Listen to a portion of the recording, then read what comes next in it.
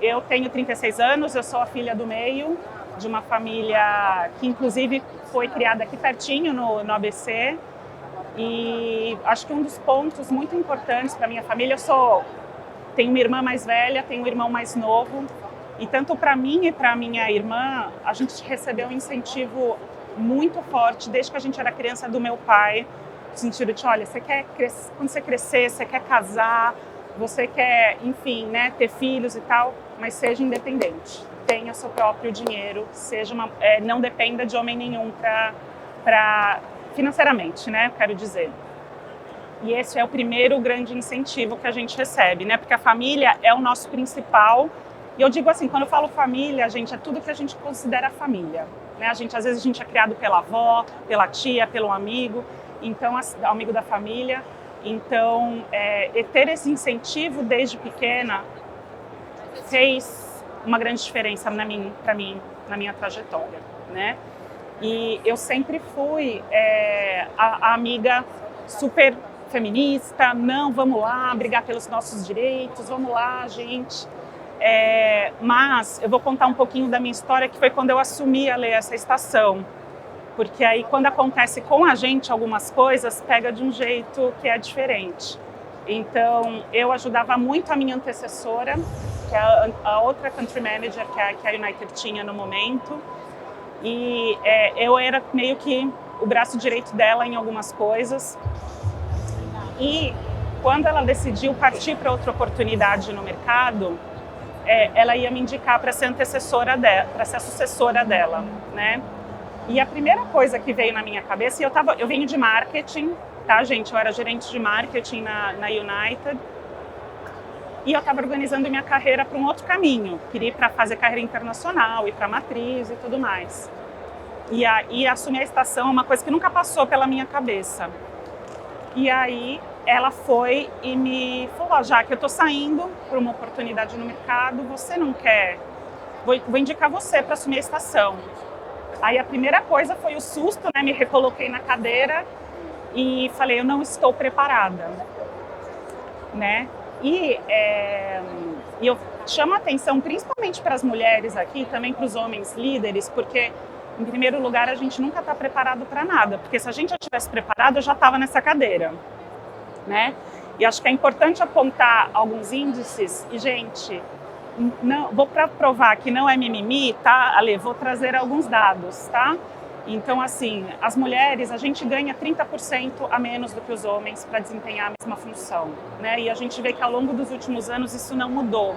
Por isso que a gente precisa acelerar esse processo, né? E a gente tem, por questões sociais, estruturais, uma síndrome da impostora muito forte na gente. Então, a primeira coisa que eu falei sendo clichê, não estou preparada.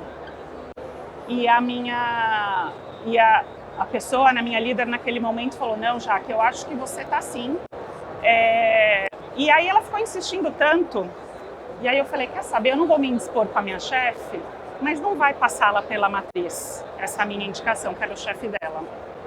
E aí dali, sei lá, umas 3 semanas eu encontrei hoje essa pessoa que é o meu chefe hoje, e ele nem pestanejou, falou, Jaque, claro, é você.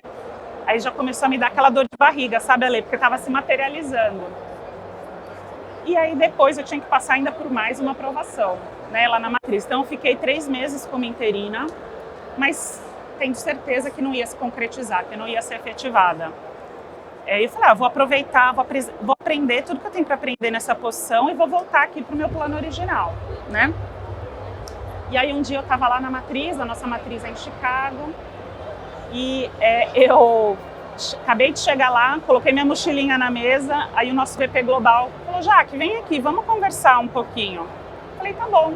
Aí a gente começou a conversar sobre, Jaque, o que você está achando do Brasil?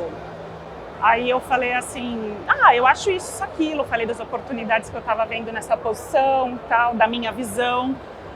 E aí voltei para minha mesa, essa conversa durou 15, 20 minutos, não mais que isso. E aí ali depois, voltei para minha mesa, dei 5 minutos, meu chefe me chamou na sala dele ali e falou, Jaque, você está efetivada. Eu nem sabia que eu estava numa entrevista, o que para mim talvez deve ter sido bom, porque por isso que eu não fiquei tão nervosa. Mas o que eu quero dizer com isso, gente? Eu quero dizer que se eu tivesse... primeiro, falar da minha autossabotagem. Então, assim, se eu não tivesse líderes que realmente me apoiam, talvez eu não estaria nessa posição. Falei, olha, não estou preparada. E eles, então, tá bom, próximo da fila. E não foi isso que aconteceu. E a gente, às vezes, não tem essa segunda oportunidade de repensar. Então, lembrem-se que a gente pode muito mais, né? Essa síndrome de impostora que tem desde a infância, da gente achar que a gente, como mulher, é muito autocrítica. A gente se cobra muito porque a gente desempenha múltiplos papéis. Então, a gente sempre, e principalmente quem é mãe, né? Eu não sou mãe, mas assim, existe a questão da culpa, né? É a culpa por criar os filhos, pouco tempo com os filhos, aí depois se você fica muito tempo com os filhos, você fica com a culpa que não deu sangue no trabalho, se você dá o sangue no trabalho, você fica com a culpa que... É um looping eterno, né? Mas, e nisso a gente, sem perceber, acaba se esforçando muito, dando muito mais, sem a gente perceber. Então, o ponto é a gente não desperdiçar certas oportunidades e também aos líderes, né, aos homens que estão aqui, que são líderes de pessoas, principalmente, ter essa atenção a isso. A gente, como mulher, tem desafios muito particulares com relação aos homens, né? Então, a empresa, né, meu líder naquele momento, soube reconhecer que eu era um talento, investiu no meu talento e hoje realmente tá tudo bem lá na United, mesmo depois da pandemia. E aí eu quero chamar a atenção, Ale, essa coisa da pandemia, porque para mim foi uma experiência de vida muito forte, como mulher e como profissional. Porque quando a gente assume Eu lembro que eu não comemorei quando eu fui efetivada nessa posição, porque eu pensava muito mais nos meus desafios do que na conquista. E isso é uma outra coisa que a gente, como mulher, às vezes também pensa. A gente pensa muito mais no que nos falta e não porque o que a gente está ali para contribuir, né? E aí, gente, passar por uma pandemia numa companhia aérea internacional, onde a fronteira ficou fechada quase 2 anos, foi um momento super desafiador. Então, vou contar rapidinho como foi, só para contextualizar o ponto que eu quero chegar, né? Então, assim, a gente teve um primeiro momento, quando a fronteira estava fechando para os Estados Unidos, que eu chamo da gestão do caos, né? Que esse era o foco que a gente tinha naquele momento. Então, a gente tinha alguns clientes, sei lá, quando foi anunciado que ia fechar a fronteira, todas as nossas concorrentes cancelaram o voo no dia seguinte. E a United foi a única companheira que teve um voo diário entre Brasil e Estados Unidos. E no momento a gente manteve para repatriar as pessoas, porque ninguém sabia o que ia acontecer naquele momento. E eu digo que foi a gestão do caos, porque a partir do momento que os clientes viram, né, que as pessoas viram que a fronteira ia fechar e que as companhias aéreas estavam cancelando os voos, e meu filho que está fazendo intercâmbio, e a minha mulher que estava numa viagem a trabalho, e é uma coisa que eu nunca vou esquecer, toda vez que eu falo, pega para mim, eu fico até arrepiada, que as famílias ligando, chorando, porque vamos colocar naquele momento como indivíduo, como ser humano, quão assustador era aquilo, né? Então, o primeiro momento que a gente teve foi repatriar as pessoas, ou seja, né, para que as pessoas estivessem nesse momento tão difícil mundial, com quem a gente ama ali, com quem era o Porto Seguro. Depois dessa gestão do caos, foi a gestão interna da empresa. Quando você está numa companhia aérea global, onde quase todas as fronteiras estão fechadas, a sua receita cai a quase 0 em semanas, sem saber o que ia acontecer dali para frente, como que ia ser a recuperação e, inclusive, a gente está nesse momento ainda que é muito novo para a nossa indústria, né? E aí a gente teve também esse desafio muito grande de fazer com que a empresa estruturalmente fosse menor. E essa é a parte mais dura que eu vivi. Graças a Deus aqui no Brasil, né, graças aos esforços que a gente teve de defender e tudo mais, e pela prioridade que o Brasil tem na nossa malha global, a gente conseguiu manter muito mais pessoas do que a concorrência, né, as outras companhias aéreas aqui, mas é muito duro. Quem é líder aqui sabe e quem já passou por essa experiência de uma reestruturação sabe que é muito duro. E aí depois, uma vez que a gente, essa empresa, essa estrutura que a gente vai seguir daqui para frente, a gente ainda tinha aí quase um ano de fronteira fechada. Lembrando que naquele momento a gente não sabia ainda quando que abrir, né? E aí, eu acho que para muitos de nós, né, como empresa e como pessoa física, a gente passou por uma questão de saúde mental muito delicada, né? Porque estava ali todo mundo isolado, o Brasil foi um foco, né, da pandemia, né?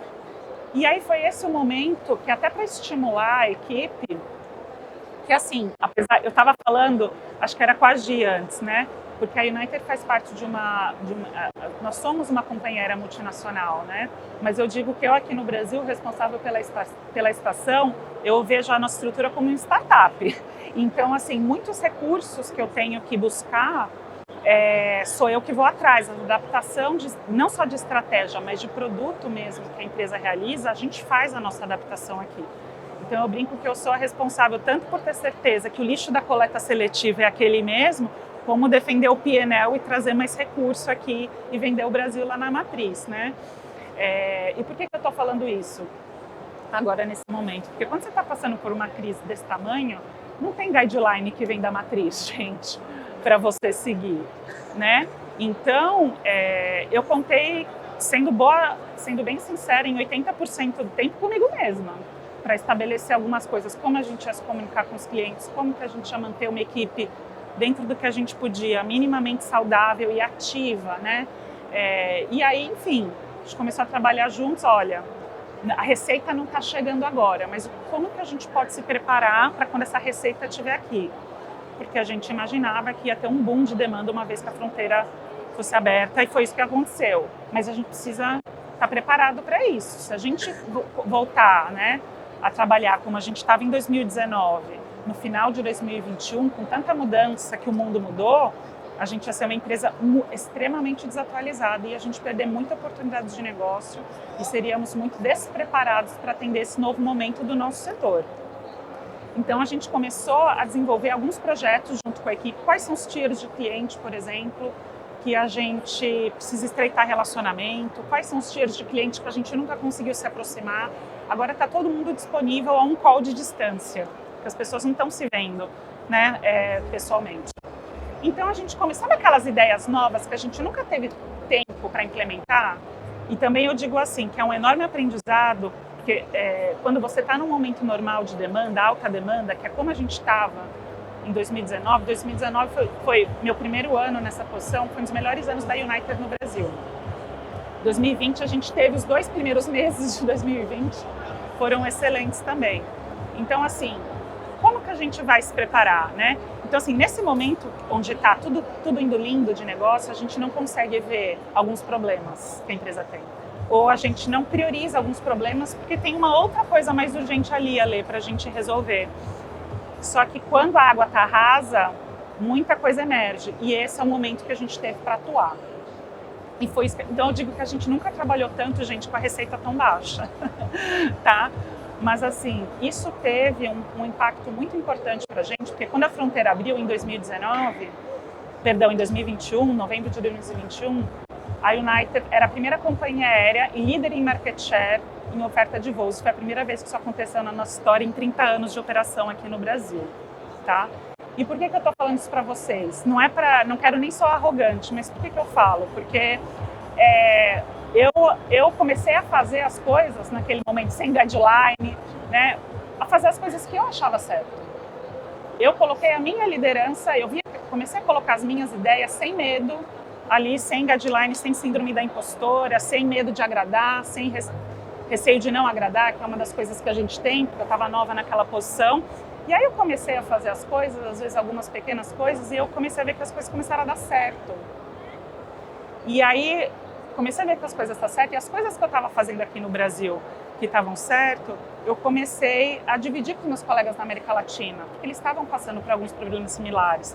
Comecei a dividir com as pessoas que estavam nos outros países. Eu estava fazendo call com o pessoal da Ásia, com o pessoal da Europa, porque a gente tinha um desafio comum. Então, assim, o que você está fazendo aí no teu país que está dando certo? E aí, por isso que eu digo que eu me tornei uma líder muito melhor depois de ter passado por isso, e uma mulher muito mais confiante, uma líder muito mais confiante mesmo no meu taco, porque as coisas começaram, o que eu estava colocando ali estava dando certo, e as pessoas estavam muito engajadas, e o time estava estava engajado junto comigo naquilo. Né? Então, gente, eu dei essa volta toda para voltar à primeira frase que eu falei quando eu assumi a estação: eu não estou preparada. Quem está preparada hoje depois dessa pandemia? Para qualquer coisa na vida. Ninguém está preparado. A gente... Isso é muito desafiador, né? Exatamente. E assim, ninguém está preparada, gente, para viver algo assim. Para viver... Então eu brinco que eu terminei uma MBA em 2020 mesmo, que eu estava estudando, e a de gestão de crise na aviação. Mas, então, o primeiro ponto é, ninguém está preparado para nada. Então, assim, encarem os desafios de frente. Se a gente não está preparada hoje, a gente vai estar, gente, dali a pouquinho. E a experiência vai trazer isso pra gente. Então, hoje se fala muito dos soft skills. Eu nem gosto muito desse termo, porque não é nada soft. E para mim, a maioria dos conhecimentos técnicos é mais fácil a gente ensinar do que você ensinar alguém a lidar com gestão de conflito, do que você ensinar alguém a relacionamento interpessoal, do que você ensinar adaptabilidade. Então, por exemplo, para a gente, a cada 2 semanas, cada semana o cenário estava mudando. Isso é muito difícil ensinar. Então, esse é o ponto que, muitas vezes, quando nós somos apontados para algum desafio, isso aqui, mulher ou homem, é por conta desses skills que a gente tem. Porque a parte técnica você vai aprender. É muito mais difícil ensinar isso para as pessoas, né? E acho que um outro ponto que eu quero dividir com vocês também é que, pelo menos no meu portfólio de clientes, essa preocupação com diversidade e inclusão, sustentabilidade, está muito mais forte. Então, eu lembro bastante que quando eu estava em 2019, eu estava falando com uma presidente de uma grande empresa de bens de consumo para a gente estreitar a parceria com a United. Eu queria que eles voassem mais de United e eu acho que a gente era aderente às necessidades, né, de viagem que eles tinham.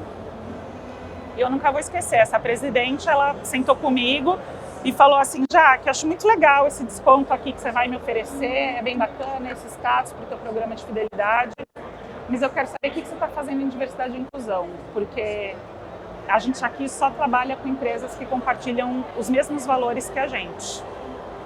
E que bom que eu tinha uma boa história para contar, mas não é a realidade ainda de toda empresa. Então, assim, o que eu quero... E, na minha visão, esse ponto, pós-pandemia, deu essa acelerada nas empresas e nos consumidores com relação a essas exigências. Então, hoje, gente, não tem como a gente falar que é lindo, que é tudo maravilhoso nas redes sociais, que a gente tem tais programas, isso não acontecer no dia a dia, porque a mudança ela é de dentro para fora. A gente tem muitos casos de empresas públicos, né, gestões de crise que foram causadas por empresas que pregam alguma coisa, mas que não executam isso na prática. E um ponto que eu quero chamar a atenção é o risco para o negócio que isso traz. Porque todas essas empresas têm um impacto financeiro muito grande quando essa crise acontece. E também com relação aos clientes. A voz do cliente hoje nunca foi tão importante. Então, antes que o cliente chegue até nós, que nós estejamos como empresa despreparado para atender, né, a gente precisa fazer a nossa lição de casa como empresa e precisa ser dentro para fora. Então, eu fico muito feliz que a Gi, por exemplo, está puxando isso internamente aqui, porque é muito importante. E que a gente não faz nada sozinho, né, Gi? A gente precisa de apoio, não só das mulheres, mas também dos homens, porque muitas vezes existem algumas microagressões que são inconscientes, né? É o chamado viés inconsciente. Então, vou dar um exemplo. Eu sou, frequentemente, a única mulher em algumas reuniões. Acontece, né? Porque a gente ainda precisa de mais mulheres na alta liderança. Ainda somos só 30%, né? Da alta liderança no Brasil é composta por mulheres. E é muito comum que, às vezes, numa discussão, a gente não tem oportunidade de falar. Isso é uma pergunta que eu queria fazer para você. Então, assim, e eu lembro que uma vez eu estava numa discussão sobre trabalho e a gente estava falando sobre Brasil. E estava todo mundo falando, e sabe quando a gente ensaia? E aí alguém chega... Porque a gente também não quer ser indelicada, né? Porque as outras pessoas estão sendo indelicadas, mas a gente não quer ser, né? E aí eu lembro que nesse momento eu levantei a minha voz e eu falei: gente, posso colocar o meu ponto? E às vezes é necessário que a gente se imponha de uma forma um pouco mais assertiva, digamos assim, para que a gente tenha o espaço da fala. Mas isso é alguma coisa que se um dos meus colegas tivessem prestado atenção, olha, a gente está falando sobre tal pessoa, às vezes é responsável da área, era eu no caso, né? Então acho que a gente precisa dar espaço aqui para todo mundo falar, né? Então acho que e gente, não é, por favor, homens versus mulheres, não é isso. A gente precisa caminhar junto. Então por isso que eu estou dando esse exemplo. Eu tive que me impor ali, mas se algum dos meus colegas tivessem falado, gente, acho que a Jaque não falou ainda, vamos dar espaço para ela falar? Zero problema naquela reunião. Então, isso é o que a gente chama de microagressões, tá? Então, por exemplo, quando não deixam a gente falar, ou quando a gente pleiteia alguma coisa, e quando um homem fala pra gente, eu acho que está certo, é esse caminho que a gente seguir, aí o projeto é aprovado. Então, assim, isso são microagressões, tá? E tem gente, eu já falei isso em outro evento, e as pessoas falam, nossa, agressão, isso é muito forte. Não, agressão não é só física. Porque o que acontece? A gente vai minando a participação da mulher no ambiente de trabalho. E isso, gente, acontece com mais frequência do que a gente imagina. Então, eu acho que tudo que a gente consegue ir eliminando essas barreiras, gente, trabalhando junto, com diálogo. Então, né, eu acho que precisa ter uma conversa, realmente, principalmente dos homens líderes, né? Eu digo líderes porque tem o privilégio de ser líder e ter a gestão das pessoas, de falar, olha, por exemplo, para as mulheres que estão na equipe, né? Qual que é a tua ambição aqui na empresa, né? Você, que projeto que você quer construir? Você sente que a gente tem um ambiente aqui onde as mulheres se sentem à vontade para trabalhar? E aí, o que eu posso fazer como gestor para contribuir, para ajudar no sentido construtivo, né? E as mulheres também, assim, tem mulher que, eu não gosto de explicar, os homens têm que ler, não sei o quê, tem que ir atrás. Eu sou parte, digamos assim, do time do diálogo. Então, às vezes, eu acho que a gente precisa ter um espaço de confiança e colaborativo, onde a gente pode falar, olha, colega, eu acho que aquele ponto que você falou não foi tão legal na reunião, né? Acho que a gente podia ter feito tal coisa, ou você podia ter agido de tal forma, né? Então, isso é muito importante, né? E aí também a liderança aqui, como um todo, olhar, eu estou pagando salário igual para as mulheres e para os homens que estão desempenhando o mesmo papel? Porque quando a gente vê os índices aqui no Brasil, a gente ganha 30% a menos para desempenhar o mesmo papel. Isso é dado, tá, gente? Do Fórum Econômico Mundial, da revista Exame. Posso passar as fontes depois para quem se interessar. Então, acho que dar essa olhada no organograma, né? E oferecer as oportunidades, não no que a gente imagina se a pessoa pode ou não, porque às vezes algumas oportunidades não são oferecidas para as mulheres porque as pessoas imaginam que ela não vai assumir. Então, por exemplo, se uma mulher acabou de se tornar mãe, sabe essa posição aqui que vai ter que viajar muito?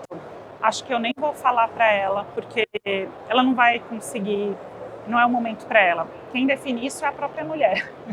Né? E eu falo isso, gente, porque é muito mais comum do que a gente imagina. Eu estava num evento onde uma CFO da área de tecnologia estava falando isso, que ela foi privada de uma vaga, porque o chefe dela não conversou com ela, simplesmente falou, achou que ela não ia aceitar, porque aquele não era o momento, né? Então, o que eu digo é assim, né? Se as empresas, né, com todo esse contexto, se as empresas que não estavam engajadas nisso antes, no pós-pandemia, precisa estar muito mais e colocar isso como parte do negócio. Hoje na United, a gente tem uma rentabilidade muito maior e um crescimento de receita muito maior com clientes que a gente trabalha junto em diversidade, inclusão e sustentabilidade. Porque existe uma parceria aqui, existe um valor muito adicional que é agregado quando tem os dois times trabalhando juntos em uma série de questões, não só no nosso core business, ou seja, no caso no nosso, né? Não só nas empresas que estão voando United, quando a gente está falando de outras coisas que são importantes para as nossas empresas. E vou contar até uma coisa que aconteceu comigo, eu estava até comentando com a Cris antes, para a gente se colocar no lugar do consumidor. Eu moro aqui perto mesmo, né? Aqui perto do ABC, e aí eu estava, enfim, né, montando um apartamento novo, né? Acho que na pandemia, gente, todo mundo fez reforma de casa, né? Eu faço parte dessa estatística. Não passava tempo em casa, comecei a passar tanto tempo, a gente começa a ver defeito em tudo. E aí eu vim aqui nas lojas de imóveis, né, aqui no ABC, que tem bastante, para comprar sei lá, sofá, tapete. E é muito curioso ir nessas lojas, porque sempre tem os casais, né? Então eu moro sozinha, tava lá, a maioria das lojas, das pessoas que estavam na loja eram casais. E aí eu perguntei o preço do tapete, um tapete numa loja. E aí o vendedor falou assim pra mim, eu tava sozinha, né? Todo mundo na loja acompanhado dos seus maridos. E aí eu falei assim, perguntei, qual que é o preço desse tapete? E aí o vendedor falou, ele é muito caro. E aí eu falei assim, tá, mas eu quero saber qual que é o preço. E aí ele falou, é muito caro para você. Então, eu não preciso dizer que eu nunca mais voltei nessa loja. Então, às vezes os clientes podem passar por algumas experiências como essa nas nossas empresas. E, gente, é muito mais comum do que a gente imagina, porque principalmente a gente que é empresa que é muito grande, é muito difícil você treinar todo mundo. Isso é uma constante que a gente precisa fazer, é um desafio pra gente, eu falo como United, tô dividindo um desafio que eu tenho. E às vezes os clientes não vão dar essa devolutiva pra gente, simplesmente não vão aparecer. Voltar mais, como eu fiz nessa loja. Eu saí de lá tão brava, né? Então a gente precisa estar muito atento a isso como negócio.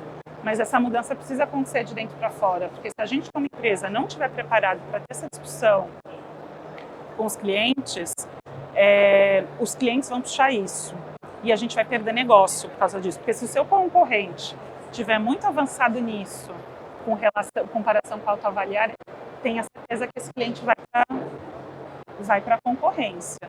E acho que, resumo de tudo, Ale, e eu falei que eu falo muito, tá? Eu já vou encerrar, tá? Mas assim, é simplesmente, gente, porque é a coisa certa a se fazer, né? E aí as pessoas, ao lidar com isso, as pessoas falam, mas é mimimi, agora a gente não pode falar nada, não pode fazer piada com nada. E eu digo assim, eu li uma coisa que é muito legal, o mimimi é a dor que não dói na gente.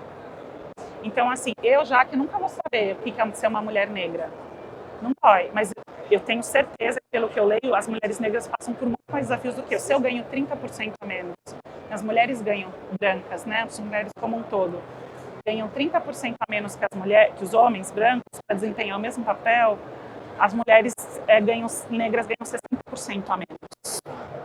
Novamente, gente, isso é dado do Fórum Econômico Mundial, da revista Exame e de uma série de outros canais.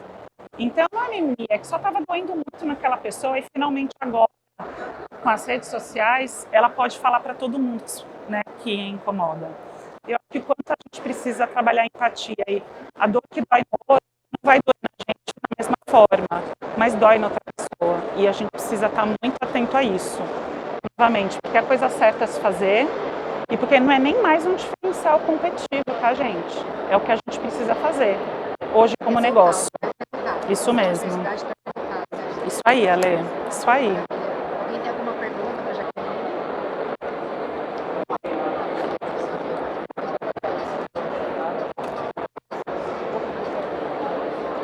Vou tentar colocar para te ouvir, tá? Te ouço bem. Ah, imagina, obrigada.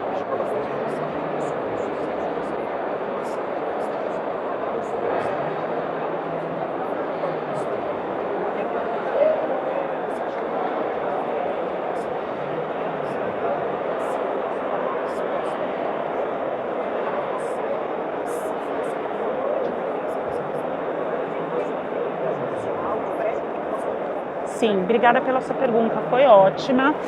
Só para contextualizar, que eu não sei se eu fui clara, mas o que eu digo assim, não estar preparados no pós-pandemia, porque a gente não sabe ainda tudo que vai acontecer, né?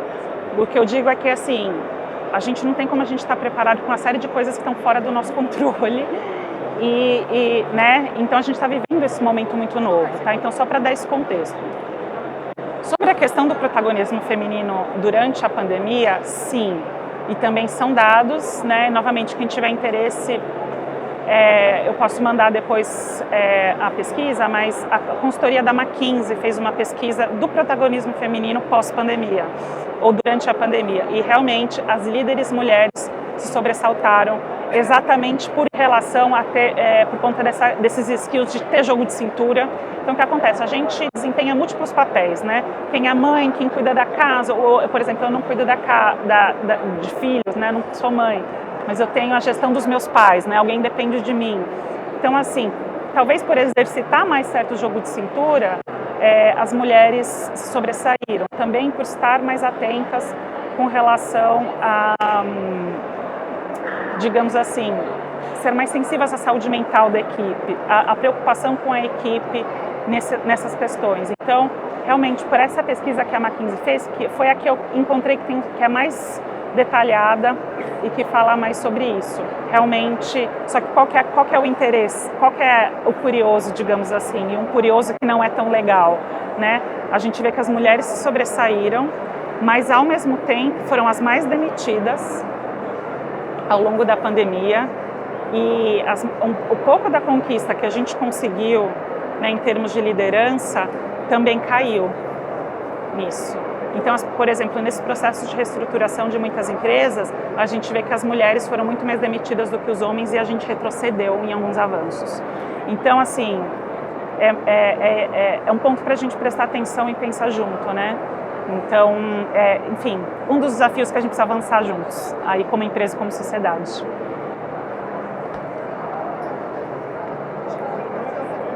Oi, Cintia.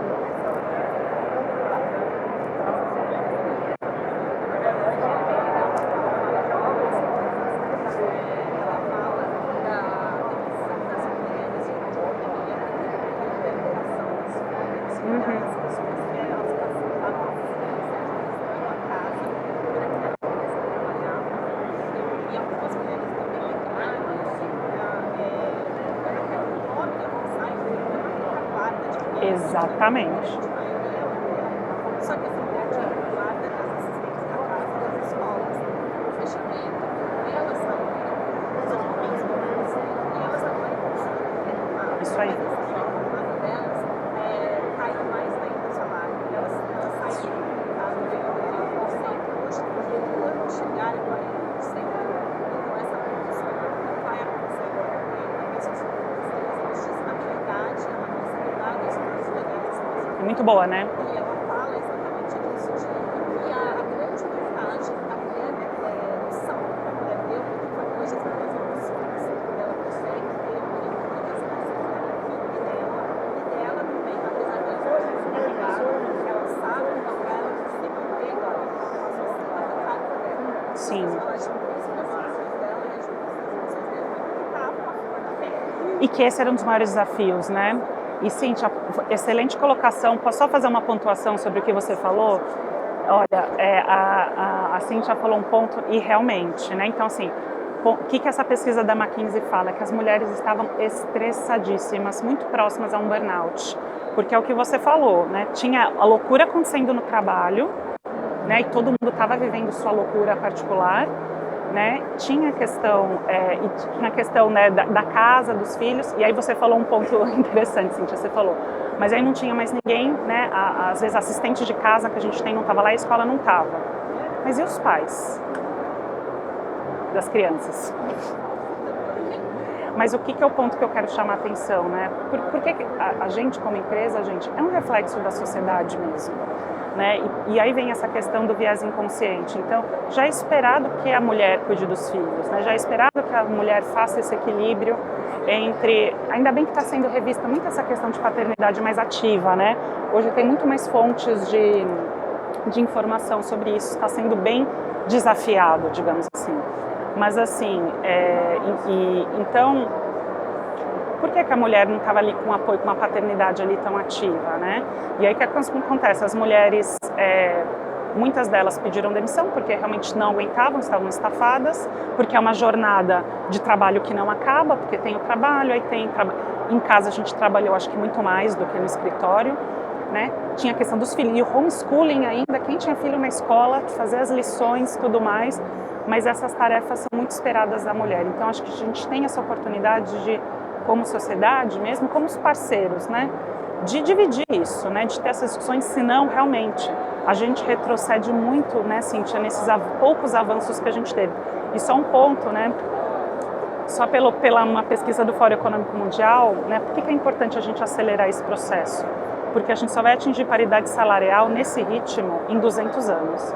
E eu não sei vocês, mas eu não vou esperar 200 anos para ter o mesmo salário dos homens para desempenhar o mesmo papel. E aí as empresas vão perder talento, porque a gente vai buscar empresas que nos oferecem paridade.